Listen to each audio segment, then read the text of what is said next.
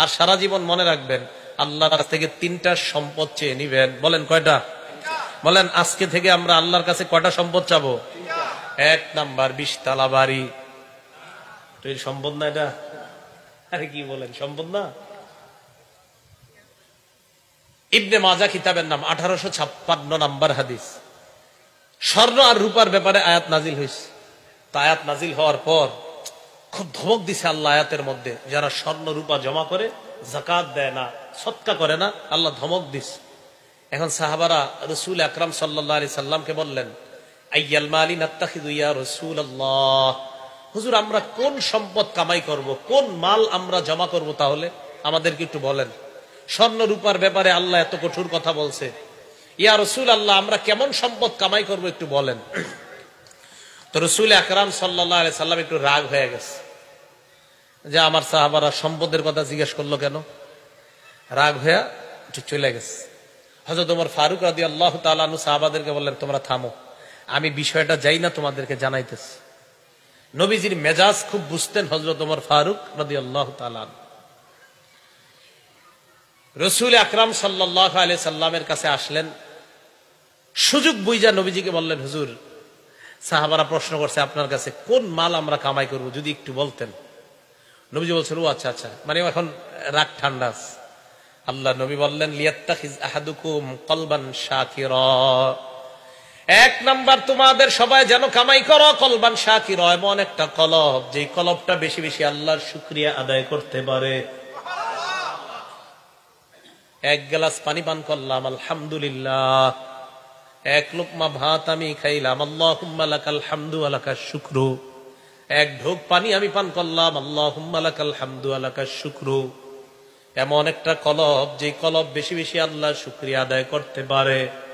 হাদিস দ্বারা বোঝা যায়, মুখ দিয়া যদিও বলি আলহামদুলিল্লাহ, শুকরিয়াটা আসতে হবে কলব থেকে। যদিও জবান দিয়ে বলি আমরা, বলেন আসতে হবে কোত্থেকে? মানে আল্লাহ আপনি যে আমারে পান করাইলেন, আপনি যে খাওয়াইলেন, আমি খুশি আল্লাহ, আলহামদুলিল্লাহ। বলেন তো গরমকালে আপনি একটু ঠান্ডা পানি পান করলেন, এই ঠান্ডা পানি পান করার পর আপনার কি অবস্থা হবে? গরমকালে খুব গরম, ঠান্ডা পানি ঠান্ডা শরবত পান করলেন।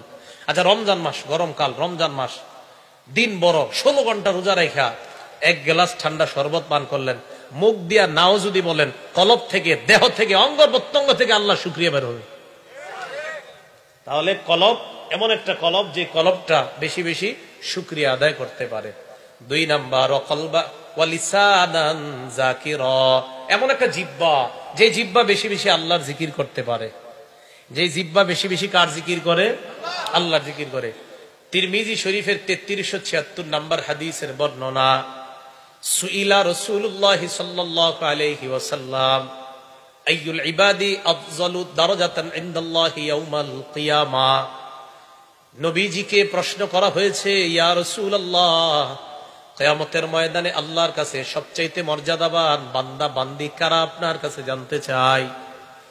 নবীজি জবাব দিলেন, আয-যাকিরুনাল্লাহা কাসীরান ওয়াজ-যাকিরাত, যেই সমস্ত নারী পুরুষ বেশি বেশি আল্লাহর জিকির আদায় করে, এই নারী পুরুষগুলা কিয়ামতের ময়দানে আল্লাহর কাছে সবচাইতে মর্যাদাবান বান্দা বান্দি হয়ে যাবে।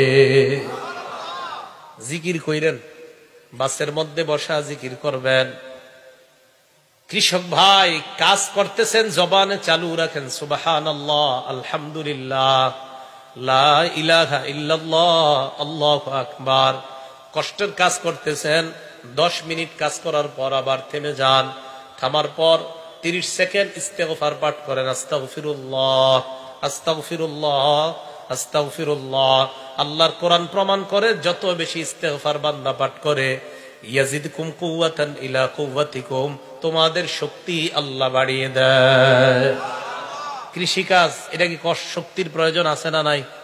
তাহলে আপনি কাজ করতে করতে ক্লান্ত হয়ে গেছেন, বাস এবার কোরআন বিশ্বাস করে নেন যে আল্লাহর কোরআনে বলছে আস্তাগফিরুল্লাহ পড়লে নাকি আল্লাহ শক্তি বাড়ায়।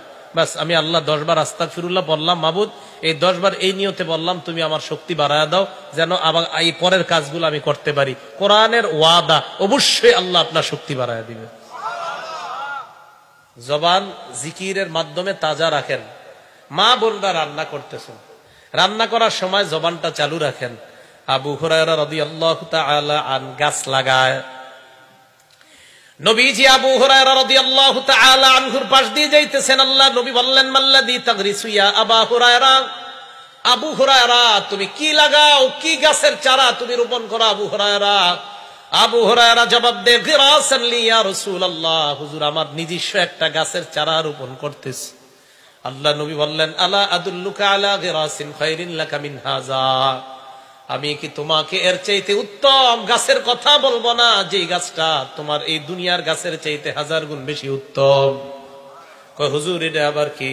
আল্লাহ নবী কয়, আবু হুরায়রা তুমি বলো। বলেন আপনারা সুবহানাল্লাহ, আলহামদুলিল্লাহ, লা ইলাহা ইল্লাল্লাহ,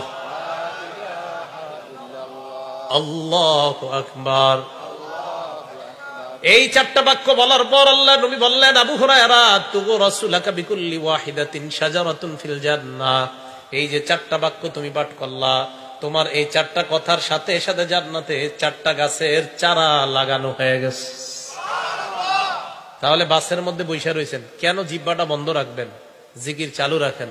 এই জিহ্বা যেন সদা সর্বদা আল্লাহর জিকিরে রত থাকে। আল্লাহ আমাদেরকে এমন একটা জবান আল্লাহর কাছ থেকে চেয়ে নেওয়ার তৌফিক দান করেন।